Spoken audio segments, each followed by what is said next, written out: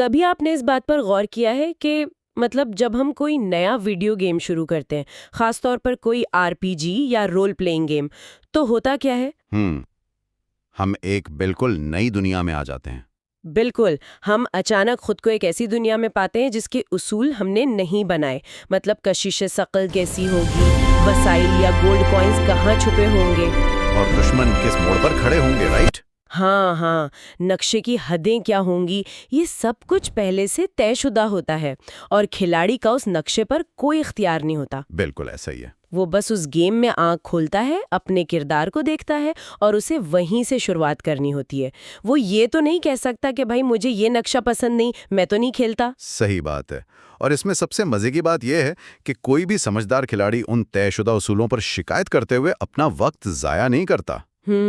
وہ انہیں مان لیتا ہے۔ بالکل، وہ اسے ایک حتمی حقیقت کے طور پر قبول کرتا ہے۔ وہ دیکھتا ہے کہ اچھا، اس گیم میں اڑنے کی سہولت نہیں ہے تو مجھے چل کر جانا پڑے گا۔ یعنی وہ اسی فریم ورک کے اندر رہتے ہوئے جیتنے کی حکمت عملی بناتا ہے۔ ایگزیکٹلی، ہم اس ڈیجیٹل دنیا کی حدود کو چیلنج کرنے کے بجائے اسے سمجھنے کی کوشش کرتے ہیں، اور دراصل یہی اس گیم کا اصل مزہ ہے۔ ارے واہ، یہ تو بہت زبردست پوائنٹ ہے۔ لیکن ذرا سوچئے، جب بات ہماری اصل زندگی کی آتی ہے تو ہم اس بنیادی اصول کو کیوں بھول جاتے ہیں؟ یہ ایک بہت بڑا سوال ہے نا؟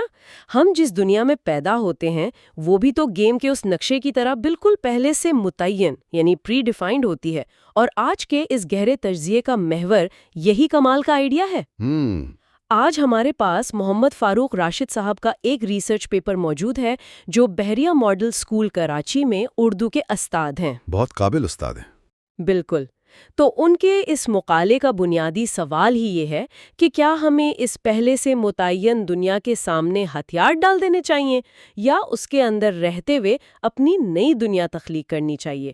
چلیں ذرا اس بات کو کھول کر دیکھتے ہیں۔ یہ بہت ضروری موضوع ہے۔ ہمارا مقصد آج یہ سمجھنا ہے کہ انسان کو ان طے شدہ قوانین اور نظام کے اندر رہ کر کیسے اپنا راستہ خود بنانا چاہیے۔ یہ کوئی ایسی چیز نہیں جو صرف کتابوں تک محدود ہو، یہ سیدھا ہماری روزمرہ زندگی سے جڑی ہے۔ یہاں جو بات سب سے زیادہ دلچسپ ہے وہ یہ ہے کہ یہ محض ایک خشک فلسفیانہ بحث نہیں ہے۔ یہ دراصل زندگی گزارنے اور روزمرہ کی ان الجھنوں کو سلجھانے کا ایک انتہائی عملی خاکہ ہے۔ یہ تجزیہ سننے والوں کے لیے اس لیے اہم ہے کیونکہ ہم سب کسی نہ کسی موڑ پر خود کو حالات کا قیدی محسوس کرتے ہیں۔ ہاں، یہ تو ہم سب کے ساتھ ہوتا ہے۔ کبھی ہمیں لگتا ہے کہ ہماری معاشی مجبوریاں ہمیں آگے نہیں بڑھنے دے رہیں، کبھی معاشرتی روایات پیروں کی زنجیر بن جاتی ہیں۔ بالکل، ایسا لگتا ہے جیسے ہم کسی کمرے میں بند ہیں۔ ہاں، ایک ایسے کمرے میں بند ہیں جس کا دروازہ باہر سے لاک ہے۔ لیکن یہ مقالہ دراصل یہ بتاتا ہے کہ اس کمرے کی چابیاں کہیں باہر نہیں ہیں بلکہ اسی کمرے کے اندر موجود ہیں۔ زبردست! تو اس سے پہلے کہ ہم چابیاں ڈھونڈیں، ذرا اس کمرے یا اس ماحول کو سمجھ لیتے ہیں جس میں ایک عام انسان آنکھ کھولتا ہے۔ جی، وہ متعین دنیا۔ مقالے میں اس متعین دنیا کی بڑی زبردست تفصیل دی گئی ہے۔ دیکھیں، جب ایک بچہ پیدا ہوتا ہے تو وہ اپنا مذہب خود نہیں چنتا، اپنی مادری زبان خود منتخب نہیں کرتا، اپنی ثقافت بھی نہیں۔ جی بالکل، اپنی ثقافت یا اپنے والدین کا معاشی درجہ بھی خود ڈیسائیڈ نہیں کرتا، یہاں تک کہ وہ تعلیمی نظام جس میں اسے جھونکا جاتا ہے وہ بھی اس کا بنایا ہوا نہیں ہوتا۔ یہ سب کچھ اسے وراثت میں ملتا ہے۔ ہاں، اور مصنف یہ نشاندہی کرتے ہیں کہ ہمارے ارد گرد اکثر لوگ ان چیزوں کو اپنی قسمت سمجھ کر قبول کر لیتے ہیں۔ وہ سمجھوتا کر لیتے ہیں۔ انہیں لگتا ہے کہ جو پتھر پر لکیر کھینچ گئی بس وہی حتمی ہے۔ اس کا نتیجہ یہ نکلتا ہے کہ معاشرے میں ایک جمود، ایک ٹھہراؤ آ جاتا ہے۔ لوگ مان لیتے ہیں کہ غریب پیدا ہوئے ہیں تو غریب ہی مریں گے، اور یہی سب سے بڑی غلط فہمی ہے۔ بالکل، لیکن مصنف کا دعویٰ یہ ہے کہ یہ دنیا، یہ حالات کوئی قید نہیں ہے بلکہ یہ ایک بنیاد ہے، یعنی ایک فاؤنڈیشن ہے۔ ایگزیکٹلی، ایک فاؤنڈیشن۔ اب یہاں میرے ذہن میں ایک سوال ابھرتا ہے اور میں اس بات سے تھوڑا سا اختلاف کرنا چاہوں گی۔ جی ضرور بتائیں۔ کیا یہ انسان کی بنیادی فطرت نہیں ہے کہ وہ ان چیزوں کے خلاف بغاوت کرے جو اس پر زبردستی مسلط کی گئی ہوں؟ بغاوت کا جذبہ؟ مطلب اگر کسی کو ایک ایسے معاشی اور سماجی نظام میں دھکیل دیا جائے جو سراسر ناانصافی پر مبنی ہو، تو کیا اس سے یہ توقع رکھنا کہ وہ بغاوت نہ کرے اس کے ساتھ زیادتی نہیں ہے؟ یہ واقعی ایک بہت اہم سوال ہے۔ میری پہلی جبلت تو یہی ہوگی نا کہ اس نظام کو توڑ دیا جائے۔ یہ اختلاف بہت جائز ہے، اور اگر ہم تاریخ دیکھیں تو بغاوت کی خواہش پیدا ہونا انسانی فطرت کا ایک بہت مضبوط حصہ رہا ہے۔ بالکل۔ جب تکالیف مسلط کی جائیں تو غصہ آنا ایک قدرتی عمل ہے، لیکن اگر ہم اس بات کی گہرائی میں جائیں کہ دنیا میں بڑی اور دیرپا تبدیلیاں کام کیسے کرتی ہیں، تو ہمیں سمجھ آئے گا کہ محض بغاوت کر دینا یا دیواروں سے سر ٹکرا دینا ہی واحد راستہ نہیں ہے۔ تو پھر کیا راستہ ہے؟ اسے اس طرح سمجھیے، کشش ثقل یعنی گریوٹی بھی تو ہم سب پر ایک مسلط کردہ پہلے سے متعین حقیقت ہے نا؟ ہاں بالکل، وہ تو ہم سب پر لاگو ہے۔ یہ بھی تو ایک طرح کی قید ہے جو ہمیں زمین سے چپکائے رکھتی ہے۔ تو کیا انسان نے اس قید کے خلاف بغاوت کر کے، غصے میں آ کر چھتوں سے چھلانگے لگا کر اڑنا سیکھا؟ ظاہر ہے نہیں۔ اگر کوئی غصے میں آ کر چھت سے چھلانگ لگائے گا تو اس کا نتیجہ پرواز کی صورت میں تو نہیں نکلے گا، ہاں ٹوٹی ہوئی ہڈیوں کی صورت میں ضرور نکلے گا۔ بالکل ایسا ہی ہے، اور یہی اس مقالے کا سب سے اہم نقطہ ہے۔ انسان نے کشش ثقل سے جنگ نہیں کی، اسے برا بھلا نہیں کہا۔ اس نے اسے سمجھا۔ ہاں، اس نے اس مسلط کردہ حقیقت کو، اس کے اصولوں کو گہرائی سے سمجھا۔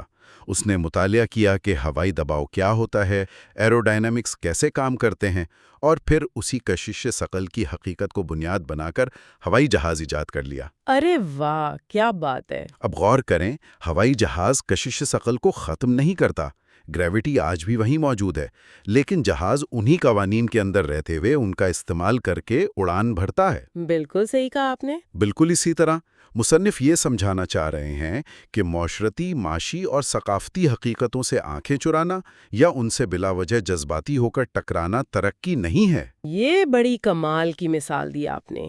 یعنی اگر میں اسے روزمرہ کی زندگی سے جوڑوں تو فرض کریں ایک شخص دفتر میں کام کرتا ہے اور وہاں کی آفس پالیٹکس سے بہت پریشان ہے۔ جی، جو کہ بہت عام بات ہے۔ اب بغاوت یہ ہوگی کہ وہ غصے میں آ کر اپنے باس سے لڑے اور نوکری چھوڑ دے۔ نتیجہ کیا ہوگا؟ وہ بے روزگار ہو جائے گا۔ بالکل، وہ بے روزگار ہو جائے گا۔ لیکن حقیقت شناسی یہ ہوگی کہ وہ اس پالیٹکس کے اصولوں کو سمجھے، یہ دیکھے کہ فیصلے کون کرتا ہے اور کیسے کرتا ہے، اور ان اصولوں کو اپنے حق میں استعمال کرتے ہوئے پروموشن لے لے۔ 100% درست۔ ان متعین حقیقتوں کو سمجھ کر انہیں اپنی ترقی کا زینہ بنانا اصل کمال ہے۔ بنیاد کے بغیر آپ کوئی عمارت کھڑی نہیں کر سکتے، اور وہ بنیاد وہی حالات ہیں جو آپ کو میسر ہیں۔ یہاں آ کے بات واقعی بہت دلچسپ ہو جاتی ہے، کیونکہ ہم نے لفظ جدوجہد کو یا اسٹرگل کو بہت زیادہ رومانوی رنگ دے دیا ہے۔ بالکل، ہم نے اسے فلمی بنا دیا ہے۔ ہاں، ہم سمجھتے ہیں کہ سڑکوں پر نکلنا، مکے لہرانا اور ہر پرانی روایت کو توڑ دینا ہی جدوجہد ہے۔ لیکن اگر بغاوت ہی واحد جدوجہد نہیں ہے تو پھر اصل جدوجہد کیا ہے؟ یہی تو اصل سوال ہے۔ مقالے کے مطابق زندگی صرف مخالفت اور مزاحمت کا نام نہیں ہے۔ تبدیلی لانے سے پہلے موجودہ حقیقت کو مکمل طور پر سمجھنا ضروری ہے۔ میں اس کی ایک اور مثال دیتی ہوں۔ جی بتائیں۔ فرض کریں ایک اندھا شخص ایک بھول بھلیوں یعنی ایک میز میں پھنس گیا ہے۔ اب اس کے پاس دو راستے ہیں۔ پہلا راستہ یہ ہے کہ وہ غصے میں آ کر اندھا دھند دیواروں پر مکے مارنا شروع کر دے۔ اس عمل سے کیا ہوگا؟ بھول بھلیاں تو نہیں ٹوٹیں گی، لیکن اس کے اپنے ہاتھ ضرور زخمی ہو جائیں گے۔ بالکل، اس کے اپنے ہاتھ زخمی ہوں گے اور وہ کبھی باہر نہیں نکل پائے گا۔ دوسرا راستہ یہ ہے کہ وہ اپنے غصے پر قابو پائے، اپنے ہاتھوں سے ان دیواروں کو چھوئے، ان کا زاویہ سمجھے اور ایک نقشہ بنائے۔ ایگزیکٹلی، وہ ان راستوں کا ایک نقشہ اپنے ذہن میں بنانا شروع کرے۔ وہ یہ محسوس کرے کہ رکاوٹ کہاں ہے اور راستہ کہاں سے مڑ رہا ہے۔ یہ تشبیہ اس پورے فلسفے کا نچوڑ ہے۔ دیواروں پر مکے مارنا وہ کھوکھلی بغاوت ہے، اور راستوں کا نقشہ ذہن میں بنانا وہ حقیقت شناسی ہے جس پر مصنف زور دے رہے ہیں۔ صحیح۔ مصنف نے اس بات کو مزید واضح کرنے کے لیے ایک طالب علم کی بڑی عملی مثال دی ہے۔ فرض کریں ایک طالب علم ہے جسے معلوم ہے کہ امتحانات کا موجودہ نظام صرف رٹے پر مبنی ہے اور یہ نظام غلط ہے۔ جو کہ ہمارے یہاں اکثر ہوتا ہے۔ بالکل۔ اب اگر وہ اس نظام کو سمجھے بغیر صرف یہ کہتا رہے کہ بھئی میں اس فرسودہ نظام کو نہیں مانتا اور پڑھائی چھوڑ دے، تو وہ فیل ہو جائے گا۔ ظاہر ہے نقصان تو اسی کا ہوا۔ اس بغاوت سے اس نے نظام کا کچھ نہیں بگاڑا، صرف اپنا کیریئر تباہ کیا۔ لیکن اگر وہ طالب علم واقعی سمجھتا ہے کہ نظام غلط ہے تو پھر اسے کیا کرنا چاہیے؟ میرا مطلب ہے کیا وہ اس غلط نظام کا حصہ بن جائے؟ حصہ بننے اور اسے سمجھنے میں فرق ہے۔ اچھا۔ کامیابی کا راستہ یہ ہے کہ وہ پہلے اس نظام کو سمجھے، اس کے امتحان پاس کرنے کے پیٹرن کو ڈی کوڈ کرے، بہترین نمبر لے کر کامیابی حاصل کرے۔ یعنی پہلے سسٹم کے اندر خود کو ثابت کرے۔ بالکل۔ اور جب وہ اس پوزیشن پر پہنچ جائے جہاں سے نظام بدلا جا سکتا ہے، مثلاً وہ خود ایک ماہر تعلیم یا پالیسی میکر بن جائے، تب وہ اس نظام کو اندر سے تبدیل کرے۔ ارے واہ، یہ تو بہت گہری بات ہے۔ اصل جدوجہد حقیقت سے ٹکرانا نہیں، بلکہ حقیقت کو سمجھ کر اسے اپنے مقصد کے لیے استعمال کرنا ہے۔ اور یہی وہ وجہ ہے کہ ہم دیکھتے ہیں کہ ایک ہی طرح کے کچی آبادی یا غریب محلے میں پلنے والے دو نوجوان بالکل مختلف نتائج حاصل کرتے ہیں۔ بالکل۔ ہم اکثر حیران ہوتے ہیں کہ ایک ہی گھرانے کے دو بچے زندگی میں مختلف مقامات پر کیوں کھڑے ہوتے ہیں۔ ایک ہی جیسے وسائل، ایک جیسی غربت، ایک جیسا اسکول، لیکن راستے الگ الگ۔ ہاں، پھر بھی ایک بہت آگے نکل جاتا ہے اور دوسرا وہیں رہ جاتا ہے۔ اس کا جواب اسی حقیقت شناسی اور رویے میں پوشیدہ ہے۔ یعنی ان کا مائنڈ سیٹ؟ جی، ایک شخص صرف حالات کا رونا روتا ہے، دیواروں پر مکے مارتا ہے اور بالآخر خود کو حالات کا شکار تسلیم کر لیتا ہے۔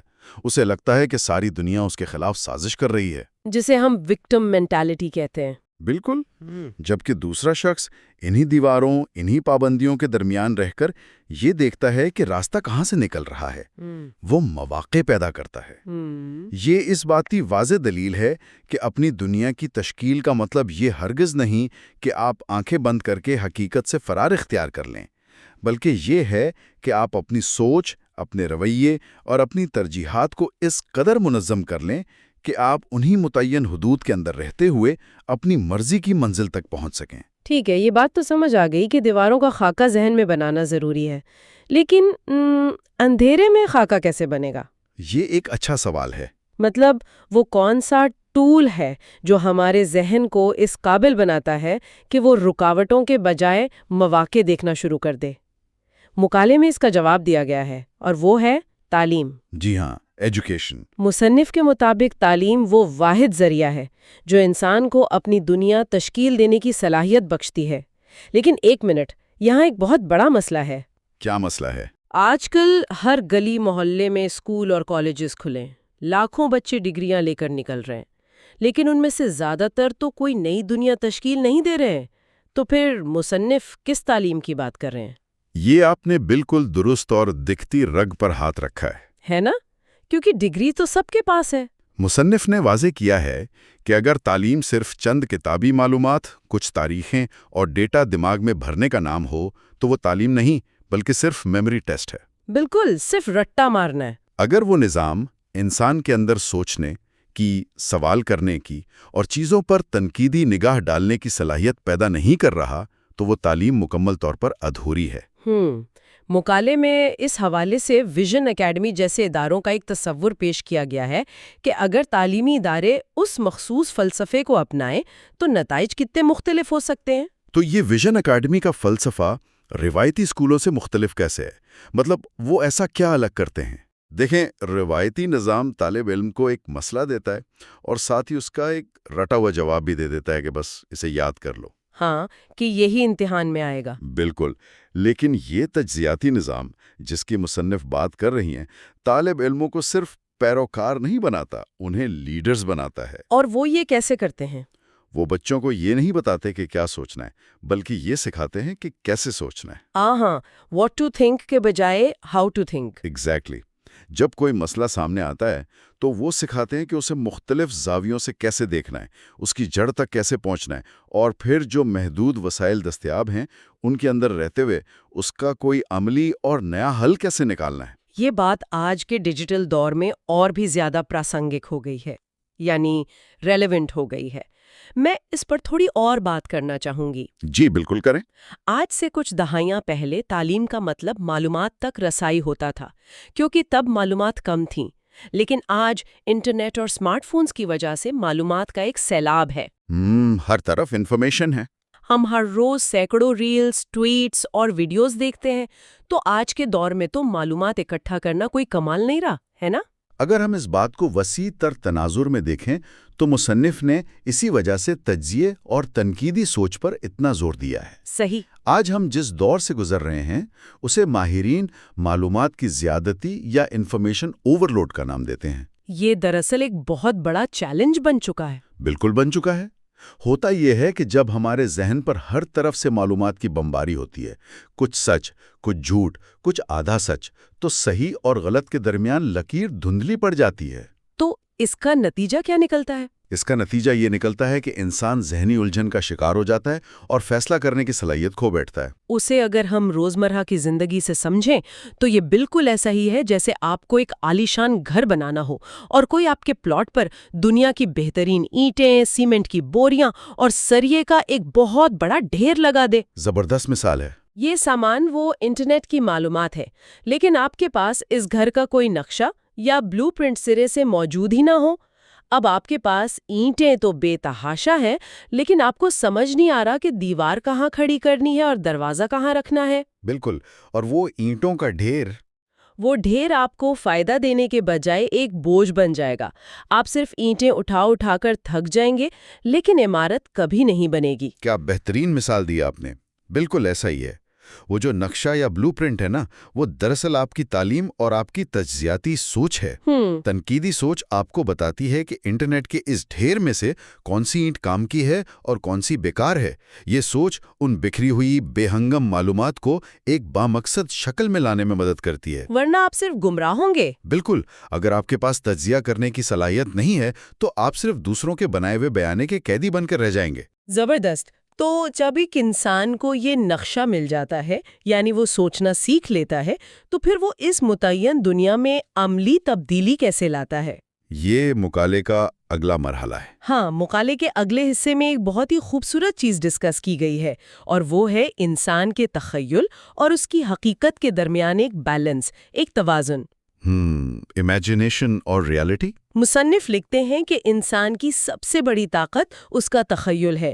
ہر بڑی ایجاد پہلے کسی کے ذہن میں ایک تخیل ہی تھا، لیکن وہ خبردار بھی کرتے ہیں کہ اگر تخیل حقیقت کی زمین سے کٹ جائے تو وہ محض ایک سراب، ایک دیوانے کا خواب بن کر رہ جاتا ہے۔ بالکل صحیح کہا۔ آپ خواب ضرور دیکھیں، لیکن حقیقت کو نظر انداز نہ کریں۔ جی، اور اس کا عملی مطلب یہ ہے کہ آپ بڑے منصوبے ضرور بنائیں۔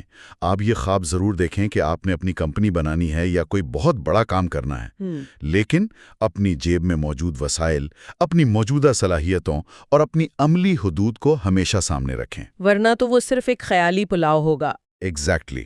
اگر آپ کا خواب آپ کی موجودہ حقیقت سے بالکل میل نہیں کھاتا اور آپ کے پاس وہاں تک پہنچنے کا کوئی سیڑھی نما راستہ نہیں ہے، تو آپ صرف مایوسی کا شکار ہوں گے۔ یہاں ایک چیز جس نے مجھے واقعی سوچنے پر مجبور کر دیا، وہ یہ ہے کہ جب انسان ان ساری باتوں کو سمجھ لیتا ہے، جب وہ اپنے تخیل اور حقیقت کا بیلنس بنا لیتا ہے اور اپنی دنیا خود بنانے کی کوشش کرتا ہے، تو اس کے اندر ایک خود مختاری آ جاتی ہے، ایک سیلف ریلائنس پیدا ہو جاتی ہے۔ لیکن یہ خود مختاری اپنے ساتھ ایک بہت بھاری قیمت لے کر آتی ہے، اور وہ قیمت ہے ذمہ داری۔ مجھے لگتا ہے کہ یہ ایک بہت کڑوا سچ ہے جو ہم سننا نہیں چاہتے۔ ہاں، یہ بہت بھاری لفظ ہے۔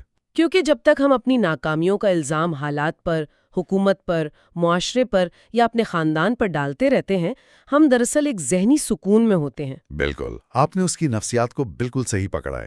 حالات پر الزام دھرنا دراصل ایک ڈیفنس میکانزم ہے۔ یہ ایک انتہائی آرام دہ کیفیت ہے، کیونکہ اس میں آپ کو خود کچھ نہیں کرنا پڑتا۔ آپ بس بیٹھے بٹھائے سارا ملبہ دوسروں پر ڈال دیتے ہیں۔ مطلب میں یہ سوچ رہی تھی کہ حالات پر ملبہ ڈالنا دراصل اس جمود کی سب سے بڑی وجہ ہے، کیونکہ جس لمحہ آپ یہ مان لیتے ہیں کہ ساری خرابی باہر کے حالات میں ہے، آپ کا باس برا ہے، معیشت خراب ہے، قسمت خراب ہے، تو پھر آپ کے کرنے کو کیا رہ گیا؟ یہی نا؟ تو اس کا سیدھا سا مطلب یہ ہے کہ اب آپ کے اندر بدلنے کے لیے کچھ نہیں بچا۔ آپ نے اپنی کامیابی کی ساری طاقت، سارا کنٹرول خود ہی حالات کے حوالے کر دیا۔ یہ تو اپنے آپ سے ہار ماننے والی بات ہے۔ اور اسی ذہنی آرام طلبی کی وجہ سے انفرادی زوال شروع ہوتا ہے، جو بعد میں پورے معاشرے کے زوال کی شکل اختیار کر لیتا ہے۔ صحیح بات ہے۔ خود مختاری کا مطلب یہ ہے کہ آپ شیشے کے سامنے کھڑے ہو کر خود سے کہیں کہ ہاں، حالات مشکل ہیں لیکن میری ناکامی میری اپنی ذمہ داری ہے اور اسے ٹھیک بھی مجھے ہی کرنا ہے۔ یہ بہت ہمت کا کام ہے۔ بے حد ہمت کا کام ہے۔ مصنف کا پیغام واضح ہے کہ اگر آگے بڑھنا ہے تو شکایتیں کرنا بند کرنی ہوں گی۔ اور اگر ایک شخص یہ سوچ اپنا لے تو شاید اس کی اپنی زندگی بہتر ہو جائے۔ لیکن کیا اس سے مجموعی طور پر معاشرے کو کوئی فرق پڑتا ہے؟ ایک فرد کے بدلنے سے اتنا بڑا مسلط کردہ نظام کیسے بدل سکتا ہے؟ یہ بہت اہم سوال ہے کیونکہ معاشرہ آخر افرادی کے ملنے سے بنتا ہے نا۔ بالکل۔ جب ہم اس انفرادی ذمہ داری کو معاشرتی سطح پر دیکھتے ہیں تو اس کے اثرات حیران کن ہوتے ہیں۔ مصنف یہ بتاتے ہیں کہ جب کسی معاشرے کے کچھ افراد اور پھر رفتہ رفتہ زیادہ افراد اپنی دنیا خود تشکیل دینے کی یہ صلاحیت اور یہ ذمہ داری اپنے کندھوں پر اٹھا لیتے ہیں تو کیا ہوتا ہے؟ تو وہ پورا معاشرہ ایک جمود کے اندھیرے سے نکل کر عمل کی روشنی میں آ جاتا ہے۔ رویوں میں ایک بہت واضح تبدیلی نظر آتی ہے۔ یعنی وہ شکایتی رویہ ختم ہو جاتا ہے۔ بالکل۔ لوگ چائے کے ڈھابوں پر بیٹھ کر صرف سیاستدانوں کو گالیاں دینے یا قسمت کا رونا رونے کے بجائے یہ سوچنے لگتے ہیں کہ ہم اپنے محلے کے لیے یا اپنے کاروبار کے لیے کیا نیا کر سکتے ہیں۔ زبردست۔ ان کی اجتماعی مایوسی ایک اجتماعی امید اور عمل میں بدل جاتی ہے۔ وہ صرف پرانی چیزوں کی اندھی تقلید کرنے کے بجائے نئی چیزیں تخلیق کرنے لگتے ہیں۔ ایک پازیٹیو چین ری ایکشن شروع ہو جاتا ہے۔ ایگزیکٹلی۔ یہ ایک چین ری ایکشن کی طرح کام کرتا ہے۔ ایک فرد کی بدلی ہوئی سوچ پورے معاشرے کا مزاج بدل سکتی ہے۔ تو اس سب کا مطلب کیا نکلا؟ ہم نے آج کی اس گہری گفتگو میں کتنا زبردست سفر طے کیا ہے۔ بے شک۔ ہم نے ایک ایسی دنیا سے شروعات کی تھی جو بظاہر ایک قید خانہ لگتی تھی، جس کے اصول ہمارے بنائے ہوئے نہیں تھے، بالکل اس ویڈیو گیم کے نقشے کی طرح جس کا ہم نے شروع میں ذکر کیا تھا۔ جی ہاں۔ اور اب ہم دیکھ رہے ہیں کہ کیسے ہم انہی دیواروں، انہی اصولوں اور انہی مسلط کردہ حقیقتوں کو رو کر مسترد کرنے کے بجائے انہیں اپنی ترقی کا زینہ بنا سکتے ہیں۔ یہی تو اصل کامیابی ہے۔ اگر میں اس پورے مقالے کے حتمی پیغام کا نچوڑ سننے والوں کے سامنے رکھوں تو وہ کچھ یوں ہوگا کہ یہ متعین دنیا، یہ حالات جن میں آپ پیدا ہوئے ہیں، یہ محض ایک لکڑی کے فریم کی طرح ہیں۔ ایک فریم کی طرح۔ فریم کی حدیں طے ہیں، آپ فریم کو بڑا یا چھوٹا نہیں کر سکتے، لیکن اس فریم کے اندر کینوس پر آپ نے کیا تصویر بنانی ہے، کون سے رنگ بھرنے ہیں، برش کے سٹروکس کیسے لگانے ہیں، یہ فیصلہ 100% انسان کے اپنے ہاتھ میں ہے۔ بہت خوبصورت بات کہی آپ نے، اور یہی وہ بنیادی فرق ہے جو ایک عام حالات کے دھارے پر کٹی ہوئی پتنگ کی طرح بہنے والے انسان کو ایک غیر معمولی اور اپنا راستہ خود بنانے والے انسان سے الگ کرتا ہے۔ بالکل۔ جو علم ہم نے آج اس مقالے سے آخذ کیا ہے، یہ صرف دانشوروں کے بیٹھ کر بحث کرنے والی باتیں نہیں ہیں، یہ عملی زندگی میں ایک زبردست کمپاس کا کام دیتا ہے۔ یعنی ہمیں راستہ دکھاتا ہے۔ جی، چاہے آپ ایک طالب علم ہوں جو مشکل پڑھائی سے گزر رہا ہو، چاہے آپ کسی دفتر میں کام کرنے والے پروفیشنل ہوں جسے آگے بڑھنے کا راستہ نہ مل رہا ہو، یا آپ اپنے ذاتی معاملات میں الجھے ہوں۔ یہ ریسرچ ہمیں یہ سکھاتی ہے کہ خود کو بے بس اور حالات کا غلام سمجھنا چھوڑ دیں۔ جو کچھ آپ کے پاس اس وقت موجود ہے، انہی وسائل کا نقشہ سمجھیں اور اپنے لیے نیا راستہ تراشیں۔ دنیا واقعی پہلے سے متعین ہو سکتی ہے، کشش ثقل کو تو آپ ختم نہیں کر سکتے نا، مگر یاد رکھیں آپ کا مستقبل پہلے سے متعین نہیں ہے۔ ہرگز نہیں۔ اس مستقبل کی شکل کیا ہوگی، اسے آپ کی اپنی سوچ، آپ کا درست تجزیہ اور سب سے بڑھ کر آپ کی اپنی ذمہ داری لینے کی ہمت خود متعین کرتی ہے۔ اور اس گفتگو کے اختتام پر میں اسی مقالے کی بنیاد پر ایک ایسا سوال چھوڑ کر جانا چاہوں گا جس پر ہم سب کو اپنے فارغ وقت میں ضرور غور کرنا چاہیے۔ جی، ضرور بتائیں۔ ذرا آنکھیں بند کر کے تصور کریں، اگر یہ متعین دنیا واقعی ایک فریم ہے اور اس کے اندر کا کینوس ہماری اپنی حقیقت ہے، اور ہر انسان اس پر اپنی زندگی پینٹ کرنے والا ایک خود مختار مصور ہے، تو کیا ہوگا جب کسی معاشرے میں ایسے بہت سے باشعور اور خود مختار مصور مل کر ایک ساتھ اپنی نئی اور روشن حقیقتیں تخلیق کرنا شروع کر دیں؟ ارے واہ! جب پورا کا پورا معاشرہ شکایتوں کے انبار سے نکل کر تخلیق کے عمل سے جڑ جائے تو ذرا سوچیں، کیا تب اس پہلے سے متعین فریم کی سرحدیں ان کی اجتماعی طاقت کے سامنے خود بخود وسیع نہیں ہو جائیں گی؟ کیا بات ہے! کیا وہ قید خانہ خود ایک کھلے آسمان میں نہیں بدل جائے گا، اس بارے میں ضرور سوچیے گا۔